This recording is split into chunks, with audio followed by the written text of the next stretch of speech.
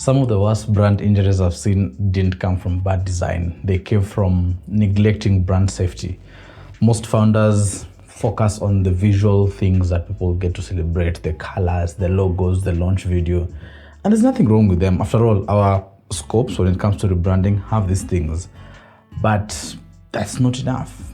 You see, the founders forget the structural foundation that all these visual things are meant to lie on. And then when that foundation cracks, it doesn't just cost the money. It costs reputation, it costs momentum. It makes you even look careless in as much as you are not. So today we are talking about brand risk. Not jargon, not technicalities, brand reputation, how it makes you look and how it slows you down, and how to protect what you're building before you even launch it. If you're new here, I'm Ben from Kenyan Grafik, and we help service businesses look as good as the work they deliver and get paid full price for it. And this is episode 16 of the Rebrand Masterclass. So before we go any further, let me give you a movie about what happens when brand safety gets skipped. Enjoy. You know that feeling when everything's finally coming together? When the rebrand is live, the team is buzzing, and you're thinking, we did it? Yeah, hold that thought, because in startup land, especially in Nairobi, where we move fast and launch faster, there's always that one thing you forgot to check. This is the story of Jane, Jack, and a Monday morning that went sideways. Fast. Jane is the kind of CEO who color codes her calendar and responds to Slack in under 2 minutes. Last week, fresh rebrand, new name, new logo, new energy. They even had a launch party with mocktails and branded cake. They launched on a Monday. She's at her desk now, third coffee in, scrolling through congratulatory emails. Life is good. Then, Jack walks in, the CMO. His face says everything. Boss, do you have a minute? Something came up. Sure, what's going on? Jack clears his throat. We got a cease-and-desist letter over the weekend about the name. From who? A company in South Africa. They've had the trademark for 3 years.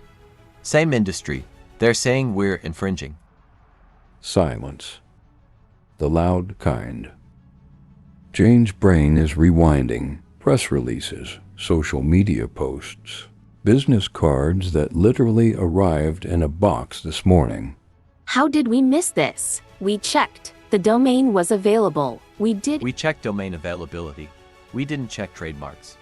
Not with Kippy, not across the region. There it is, the gap. Jack looks like he wants the floor to swallow him whole. This was his lane. So, what does this mean? We might have to pull it back, the name, the brand, everything. Months of work paused, possibly erased. After we spent all of last week rolling it out. Yeah. But wait, there's more. Jack hesitates. Boss, there's another thing. What? The logo. The designer's contract didn't specify ownership transfer. They still own the rights until we pay the final invoice. And have we? Accounts hasn't processed it yet. So we launched a brand we don't own, with a name we can't use. At that moment, there was a knock on the door. Before either of them could respond, it swung open to reveal Jaden, the intern. 22 years old, bright smile, balancing a tray of coffees like he'd just solved all their problems. He had no idea what he just walked into. Let's just say the hostility he received was unkind and unwarranted. He took a step back, hands half raised like he'd done something wrong, but didn't know what. He backed out of the office, leaving Jane, Jack, and the weight of a brand they didn't own, with a name they couldn't use. So what happened next? Emergency meetings, legal calls? Invoice rushed through. Rebrand paused. Marketing shelved. And somewhere in a group chat, wait, are we changing the name again?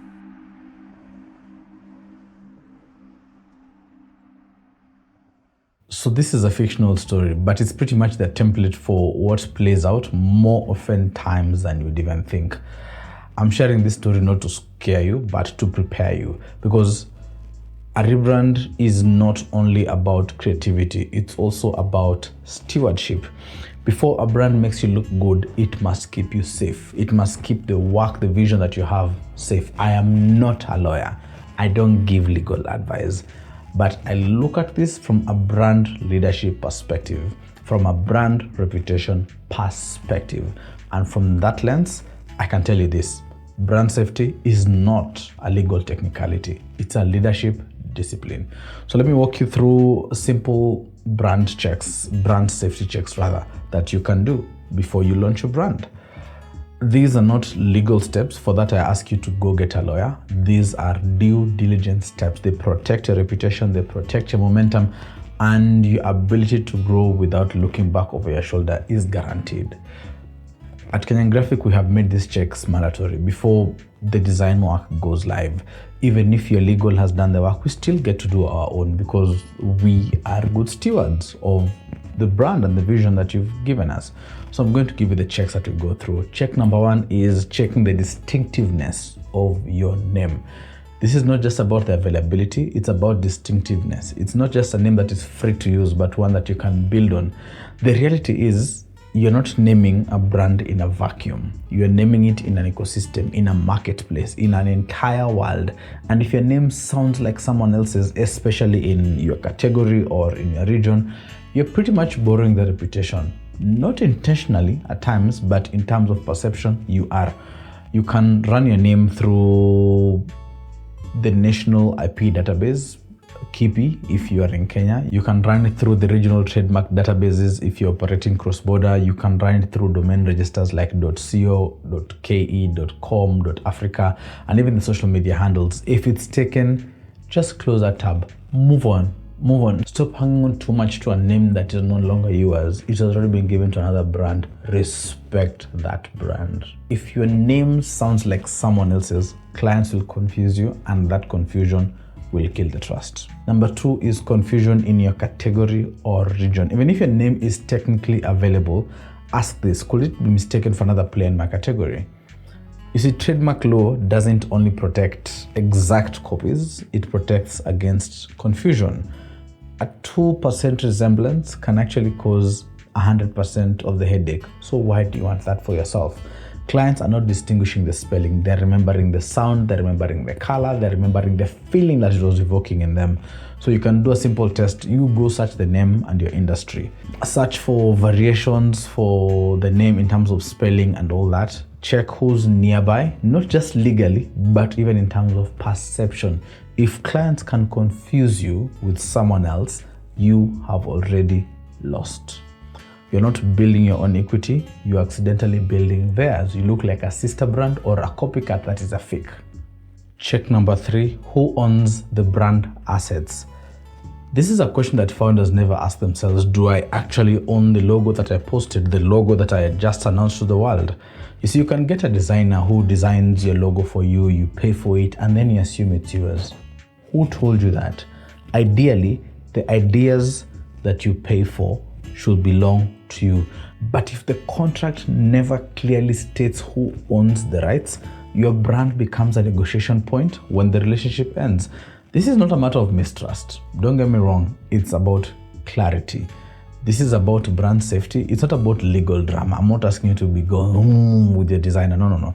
Just make sure your agreements specify who owns the final files, what's included in the scope, and when the ownership transfers. Usually it's after the final payment.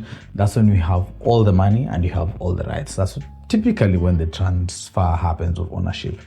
Your brand should never be held hostage by unclear terms or agreements. No. If you don't own your assets, you can't scale them, you can't protect them, and for sure, you can't build on them. Check number four is the digital title deeds. If you have a brilliant name, but you don't have a digital home, this is just a headache that is waiting to happen. Go buy the domain, lock down the usernames before you actually go launch. Even if you're not ready to use them yet, just go secure them. The moment your new name leaks or the moment you announce it, someone might buy it. Yeah, the people who do that business, they're not looking to use it, they're looking to sell it back to you. It's called cyber squatting, where they buy, let's say they bought the domain at $15, they sell it to you at $2,500. The reality is the moment you announce your name, you expose its value. And people go buy that land and they wait for you to come and start building there, and they sell it to you at a higher price because now there is demand for that name. If you don't secure it fast, you lose control of how people find you, because that person can refuse to even sell it to you. What do you do next? And if someone else owns your name, your .com or your Instagram handle, you end up looking unprepared. There's no point in pursuing that name. Just leave it alone. Now, this may sound very boring and dry compared to choosing fonts and writing taglines and designing logos and getting new packaging, but this is what keeps the light shining. A rebrand isn't finished when it looks good. It is finished when it is safe to grow on. That is when a rebrand is done. Think about it. You can have the most beautiful logo in the industry. You can have the sharpest messaging. You can have the cleanest website. You can even have the most compelling story. But if you don't own any of them, or if someone else can come and challenge you, you're building on borrowed ground. There is no point, because that borrowed ground can never hold your legacy. So brand safety protects 4 things. 1 is your momentum. You don't want to pause your launch or to pull back materials or to confuse your clients because you missed a check. No. Number 2, your reputation. You don't want to look careless. You don't want people asking, did they even do their homework? No, you don't want that. Number 3 is trust. Your clients need to feel that you're stable, like you've thought things through, like you're not always scrambling for things. And number 4 is the story that you're building. Every brand has a story, and every single story needs a ground that is firm to be built on. When you skip brand safety, you don't just risk legal trouble. You risk looking like you don't have your house in order. And in business, perception is everything. Now, I'm not telling you all this to be paranoid. Far be it from me to do so. I'm telling you this so that you can be prepared, better prepared. Most founders simply don't know that this step even exists. They assume someone else is handling it. It could be their designer or the agency or the lawyer.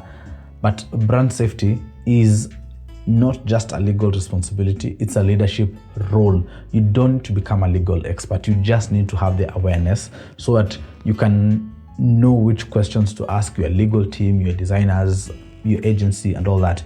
You need to know when to pause and check before you commit, before you launch, before you announce that you are doing your due diligence. So brand safety is a leadership discipline, not a legal one. And when you build it into your rebrand process, it doesn't slow you down. It protects you from slowdowns later. I don't know if you've built a house before, but you wouldn't go on land that you don't have a title deed or a lease of some sort and start building there. You wouldn't invest in property without confirming ownership. Your brand is no different. It's an asset. It's a vessel, it's a reputation, and protecting it is just good stewardship. So here's what I'd encourage you to do. Before you invest in the rebrand, or even if you're in the middle of one, just pause and ask yourself, do I own this? Is this name safe to be built on? Have I secured the territory I need? Have I? Yeah. Ask yourself those questions, get the answers, then continue. And if you're thinking about a rebrand and you're not sure about the state of your brand, we have the C4 brand quiz. You can do it, because I don't think every brand needs to rebrand when they're doing badly or they're struggling. The test will show you what's not working or what's working in your company, and you can go and fix it. If you also need a rebrand, it will tell you. Yeah. So back to topic, a rebrand is not just about looking better, it's about being ready for bigger stages. And those stages expect you, yes, they expect you to have your house in order. So before you press publish on that new identity, pause, ask the questions that protect your reputation. Run the checks that safeguard your momentum, because a brand that shines but isn't safe is just a liability waiting to happen. But a brand that is both beautiful and protected, now that's a legacy that you can build on. In the next episode, we're going to be talking about how to select a branding partner or a creative partner as you do your rebrand. Why? Because if you choose the wrong partner, you can waste money, and more than money, you can waste time, you can waste momentum, you can waste trust, you can waste everything that you've built so far. You can lose all of it simply because you chose the wrong partner. See you then.